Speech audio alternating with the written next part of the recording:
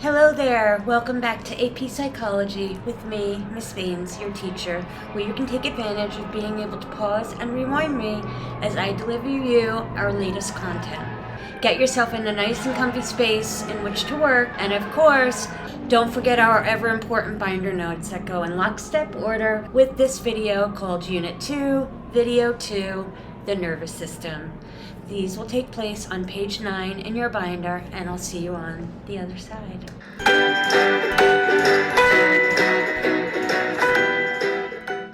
Make sure you've got those binder notes turned to page 9 with 3 to 4 colored markers. Alrighty, so as you can see, these are our learning targets as laid out by the College Board. You'll see they're pretty broad because we've got to know all about the nervous system. Then there are those subdivisions underneath that include the central and the peripheral nervous system, and each of those break down quite a bit. So we're going to get into the nitty-gritty of it all. I've gotten a graphic organizer for you that I think you'll find goes really nicely with these slides about the nervous system. Alright, so the nervous system consists of all of the nerve cells and all of the nerves in your entire body. It's the body's really fast electrochemical communication system, meaning it's both electric and chemical. We talked about this in the last video because a neuron, we know it's the electric impulse going down the axon, right? That long part of the neuron. But it's also chemical because at the terminal buds, they release these neurotransmitters that aren't electric. Those are chemical, okay? So that's why it's electrochemical. It's a communication system within the nervous system, which consists of the spine and the brain.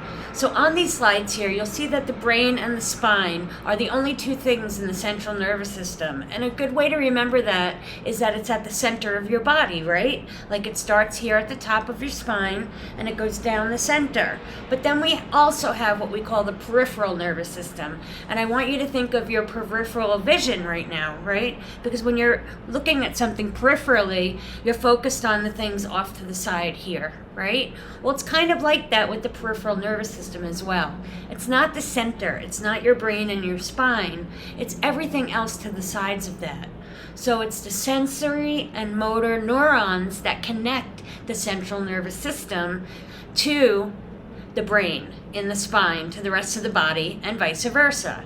So that your hand can be connected to your spine, and then in the bottom of your brain, everything in between is a central nervous system. So let's get these two subdivisions of the nervous system with the central obviously being the brain and the spine, right? The brain is the neural center of the body. It's the body's control center. This is just a review so we don't have to spend a ton of time here.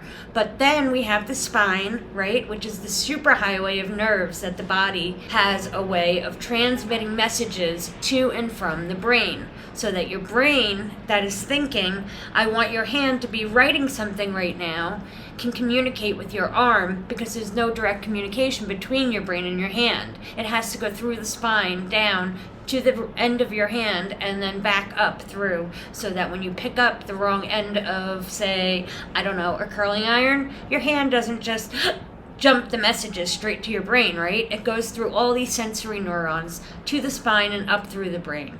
Okay, so that's pretty much it for the central nervous system. Now let's talk about the peripheral. Okay, right, like the sides. We have two subdivisions underneath this called the autonomic nervous system, which is where we'll start. The autonomic, I want you to think of it as kind of automatic, okay? Automatic is not something you would write, for instance, on your FRQ because it's not really the psychological professional terminology. You would say something like involuntary. Okay, the autonomic nervous system controls the involuntary functions or items that happen automatically within our bodies. And that's not that you don't have to think about it, because you don't have to think about walking, for example. That's a voluntary movement. It's just that you can't stop your body from doing these things. And if you did try to stop them, you would probably die. And that's why you can't. And that's a good thing, right? Like, you can't stop your body from breathing. Surely you can hold your breath until you pass out, but your body's going to start breathing again because the conscious you isn't there when you pass out, and the conscious you can sometimes hurt yourself, right? Then your heartbeat is also part of this. You can't make the heart stop beating. And another part is digestion, right? You don't want to make the digestion stop working. It wouldn't be good for your belly. Then we have the somatic nervous system. This controls the voluntary movements. And remember, soma means body, just like it does in the cell body. And we talked about this in the last video with the neuron, that the soma of the neuron is the cell body. Well, here it is again, the word soma. And then in our brain video, which we have coming up in a couple of videos from here, we talk about the soma and how that it helps with our understanding many different things. It helps you even more with remembering. It's all about like your body, right? Think of your body like your muscles with those voluntary movements, the things that you can do with your body. So it controls the voluntary movements and the communication to and from your sensory organs. You can control these items, they just don't happen right now. Walking, for instance, it doesn't just happen. Well, I guess you could say that you don't have to think about walking once you're doing it, but you had at one point, you had to learn how to put one foot in front of the other and how to brush your teeth, right? You might not think about it. It's definitely a voluntary movement though, right? When you have those very precise, circular, nice motions, not too hard, not too gentle, getting your teeth nice and clean, right? All right, now, what we're going to do, you'll see that I popped up this arrow, this bottom here. We're going to dive into the autonomic nervous system because really now we're kind of just done with the somatic. The somatic are all of your voluntary movements. Done. That's pretty self-explanatory. Then underneath the autonomic, there's also another division. And if you're following along in your graphic organizer, that should be really clear.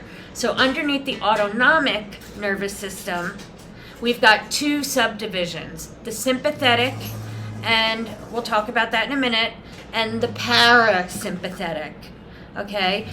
The parasympathetic. I don't want you to think of like having sympathy for people with this particular part of the brain. This is not about feelings, okay? Although it helps you to, if it helps you to understand this, then great. But that's not what it is. Sympathetic nervous system, that it controls the physical arousal of your body, not sexual arousal, just arousing it in order for that fight or flight, right? That arousal that is necessary to go about stressful situations. So it prepares your body to act or react in stressful situations. Expending energy, initiating your fight or flight.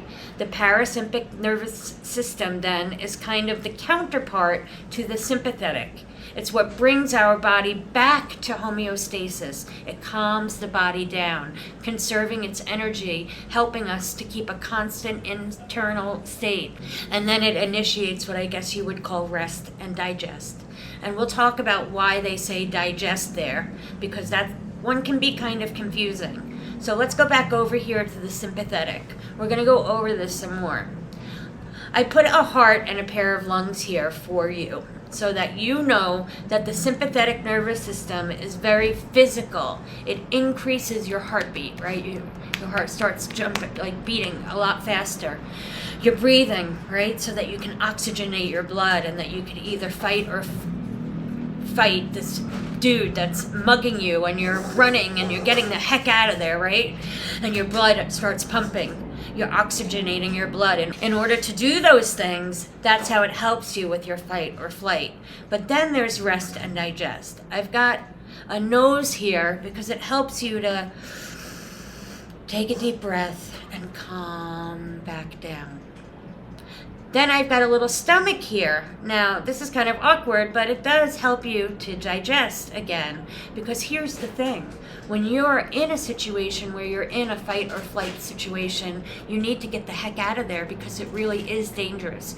Your body needs to spend a ton of energy on digestion. It really does. You don't really think about it, but it does. And so what your body does naturally, thank your body when you don't need that energy to be spent on digesting. You need it to be spent on kicking somebody's butt because you're defending yourself or fighting to get the heck out of a horrible situation, a mugger or somebody who wants to kill you. That energy that would usually be used on digestion has just been used to save your life. That's pretty good, right? Well, once everything is safe and happy-go-lucky again, you've got to be able to digest again once you're at rest, right? That's kind of important. So your parasympathetic kicks in and helps you here. It helps you to digest again, all right? So on this graphic here, it gives you all kinds of very specific things on what the sympathetic nervous system does, okay? It inhibits digestion with the stomach there. We kind of just talked about that, right? It does all this through the brain, talking through the spine to the rest of your body, essentially, through all kinds of things. But okay, it stimulates glucose release by the liver because the glucose is your body's form of energy, right? So if it's being released, your body is able to use that energy. It stimulates the release of epinephrine and norepinephrine by the adrenal glands. Now here's the thing with that one, and I want you to spend a little bit of a second here. I want you to kind of put a highlight or a star over this one because the adrenal gland and the epinephrine and norepinephrine are actually part of the endocrine system, which is in our next set of notes. But because it's so related, you can't really separate it from the nervous system. So yes, the nervous system stimulates that, but it's actually what we call the endocrine system. That makes the adrenal glands release adrenaline, okay? It dilates your pupils. It allows more light to get in so that you can see better on those dark nights and those bad alleys, and in case you have to get away and oxygenate your blood and run fast. The parasympathetic nervous system, you were, I don't know, let's say coming home from a play that you saw downtown or something, and it's late at night and some guy approaches you and wants to take your purse. I don't know, something like that. Now you're in overdrive, right? He runs off, the cops are there, you're safe, you're gonna go home, you're trying to slow down and recognize that you're okay. Your parasympathetic then kicks in, it stimulates your digestion again because you need to be able to do that. You need to go back to homeostasis and your contract your pupils back to normal, slow down your breathing, your heart rate goes back to normal. But here's the thing, and I want you to keep this in mind when we get into this unit, that it's all about stress. If it were to stay in that all the time, you would die pretty quickly, right? Too much is going on, you're in sensory overload, right? The stress, what it does to the body, the sympathetic nervous system, it feels the fight or flight because of whatever stress you're experiencing. It stays elevated and aroused all the time, but if you don't have that stress go away and your parasympathetic bring you back to homeostasis, you would die of heart failure, right? People have died of this, so you have to be thankful for your parasympathetic nervous system. Right? The types of neurons, okay? The last thing I want to talk to you about here are the types of neurons being the basis of our nervous system. They are super important, okay? There are different types that we need to know about, and the basis of our system, right? First, we have sensory neurons. Our sensory neurons come from our sensory organs, namely our skin. These are called afferent. The way that I want you to remember this is affect, A-F-F-E-C-T.